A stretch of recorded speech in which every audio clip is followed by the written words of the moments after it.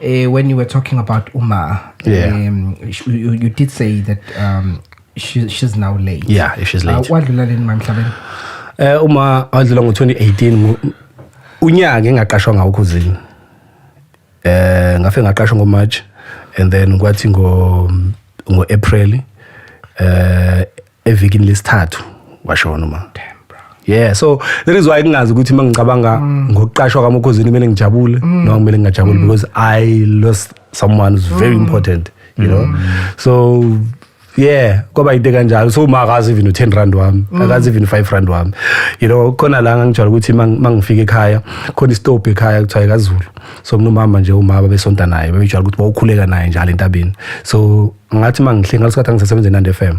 So ngathi mangihlenga estopini lo mama wathi kumina, "Hey Lindani kunjani?" Ngathi ngiyaphila. Wathi kuhamba kanjani lawo uTohoza khona? Ngathi hayi nokusazameke. Wathi mntanami uma wakho njalo entabeni hlezi ithandazela wena. Ethi uNkulunkulu ungamkhohlwa Lindani. You know, like so ngathi mangifike edladleni ngibuye oledi sengizwile ngathi shuthi oledi njalo mele sentabeni lithandazela mina ukuthi uNkulunkulu angangikhohlwa. Amen. You know? Yeah. So kwazi ukuthi mase ifezekile kimthandazo yakhe oledi, you know, because I remember ngithola i-call ngangisemsebenzini ngisebenza access lapha workshop.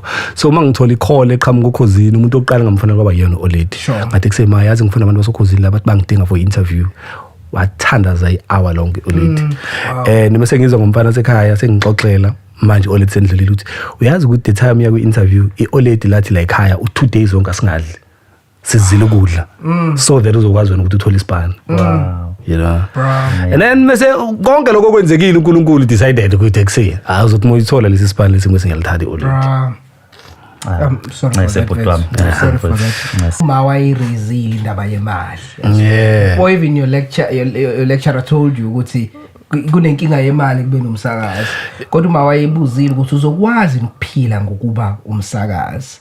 So usungena oKhosini, ngabe lokho kwadala ukuthi uma abone ukuthi kungenzeka noma wahamba engakazi ukuthi kuzokwenzeka yini? Uma wahamba engakazi ukuthi kuzokwenzeka, wayengakazi ukuthi kuzokwenzeka because uma understand even indaba ye-rate, you know, ngimtshela ukuthi ngisebenza eKhosini wathi Lindani mntanami ungayikhohlwa neNandi FM, uhlala uyekhona nakhona uyosakaza. Thank you lady. And I'm like no mayivumelekile. No, this is a special condition. Kumele uyikhulume nabaphathi bakho. Ukuthi nansi ngiyacela yioledi. Uhlala ubavale. Ungabakhohlwa labantu Lindani. Ulana khona nje ibona.